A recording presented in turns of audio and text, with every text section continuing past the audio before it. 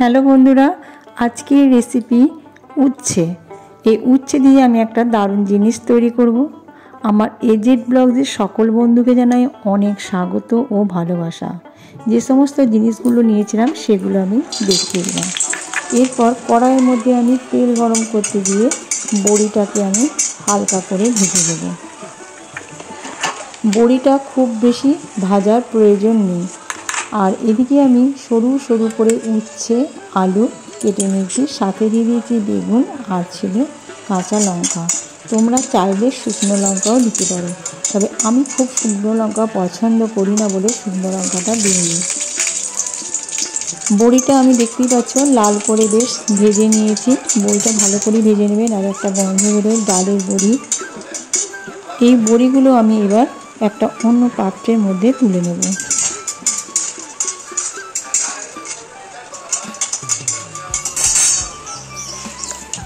বড়ি তুলে নিয়ে ওই তেলের মধ্যে দিয়ে দিলাম অল্প পরিমাণে পাঁচফোড়ন।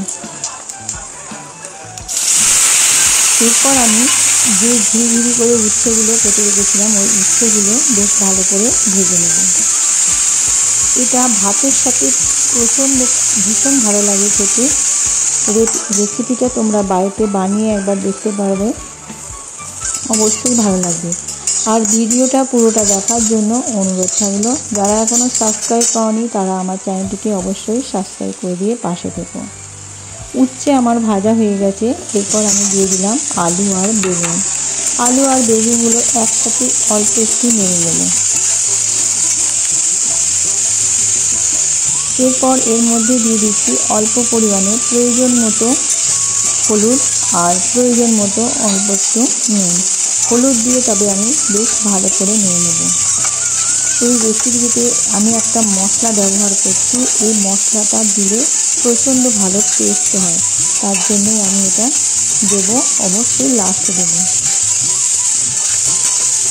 কীভাবে বানাচ্ছি পুরো ভিডিওটা দেখতে থাকো। এরপর আমি লাস্টে দিয়ে দিলাম নুন। ভালো করে আমি এটাকে নেড়ে নেব। দেখতেই পাচ্ছ আঁচটা কম আঁচ দিয়েছি, আর তলায় যাতে না লেগে যায় সেই জন্য অনর্গল নাড়তে হচ্ছে। এরপর প্রয়োজন মতো নুন দিয়ে দিলাম। নুন দিয়েও ভালো করে মিশিয়ে নিলাম।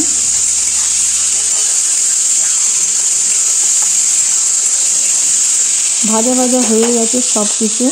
এরপর পরিমাণ মতো আমি দিয়ে দেবো একটু জল। জলটা তোমরা চাইলে ঠান্ডা দিতে পারো বা গরম দিলে বেশি ভালো হয়। জল দিয়ে আমি এবার এটাকে ভালো করে সেদ্ধ করে নেব ঢাকা দিয়ে।